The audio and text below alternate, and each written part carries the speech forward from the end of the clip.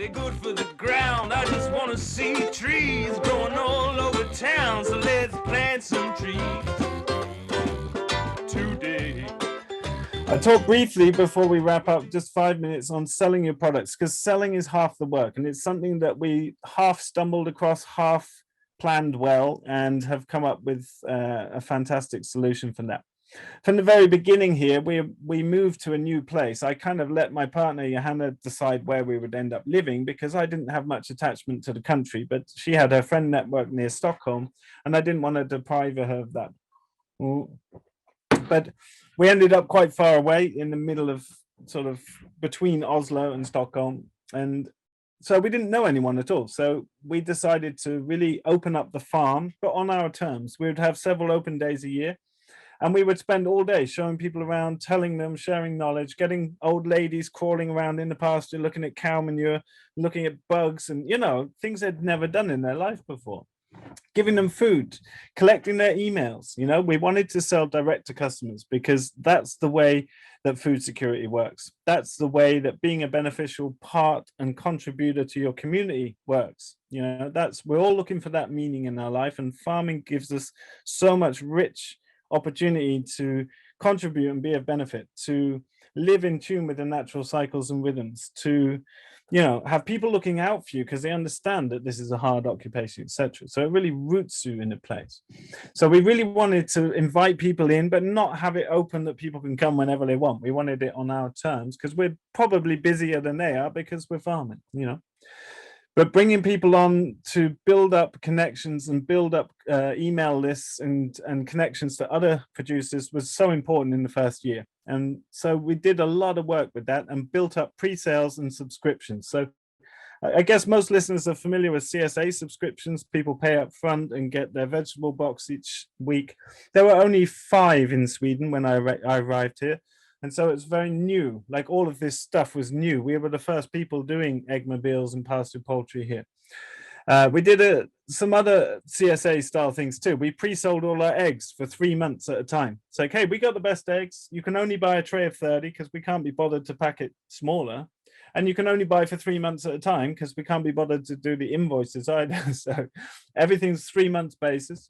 And then we made our own currency called a Ridgedale, and that's a play on the farm name as well as the original Swedish currency, which was a dollar. And so you give us $20, we'll give you a Ridgedale, and it looks cute and nice, but it's basically a token to exchange for a chicken somewhere on the 6 days that we're slaughtering chicken this year that we've already told you about. And so it was a way of pre-selling to know that we're not over or under producing. And this is an enterprise you can obviously scale instantly up or down. So it's very helpful. It actually got us on primetime national TV on the 6 o'clock news. And that helped sell a lot of chickens. So that went really well. And so the way that we managed our sales was pre-selling. Obviously, we had a bit of confidence that we had a lot of previous experience, so we knew we could deliver what we're saying we were going to produce. But then we wanted to be able to drop it off really easily. So we set up drop-off points, and we thought about, when do people leave work? Where do most people work? What's a convenient place to stop and meet people on their way home that's not inconvenient? And it started out at McDonald's car park. So we would turn up with like 5,000 pastured eggs in McDonald's car park, and I'd be standing there going, pastured eggs. We'd do for an hour in the summer and half an hour in the winter.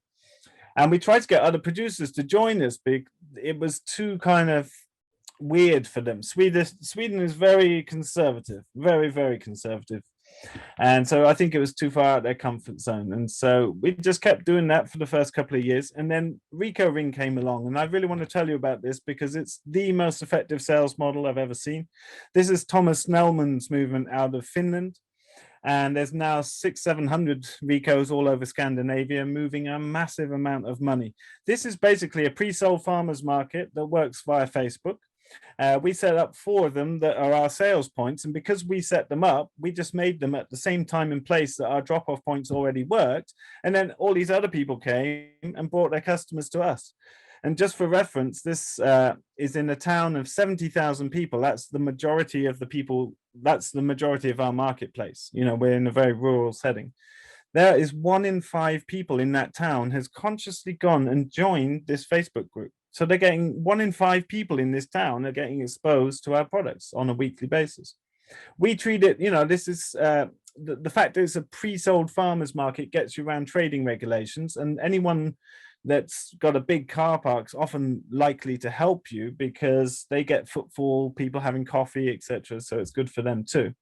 Most people just turn up with a muddy car, open the back, chuck some eggs out. We treat it a bit special. We wash the car, we make a market stand. We're like, we're representing. So we come with a big product portfolio and we turn up looking smart and good. And we can drop 5,000 euros of products in 30 minutes flat. Boom, back to the farm. We've got jobs to do. So it's a very, very effective way. There is some information coming up online in English, and Thomas spoke to him this winter. He's writing a little book about it in English. We've had some of our students take it to America, Canada, South Africa, Europe. I hope more people get on board with it. It's a fantastic, I've never seen a more efficient sales model for small integrity farmers. So hope you can find out more about that online. I'm going to leave it there. You can find out what we do on our website. We've got various intensive online and on-farm trainings. We've got loads of information in our books and lots of free information on YouTube. You can see everything we do for free on there. And thanks so much for listening.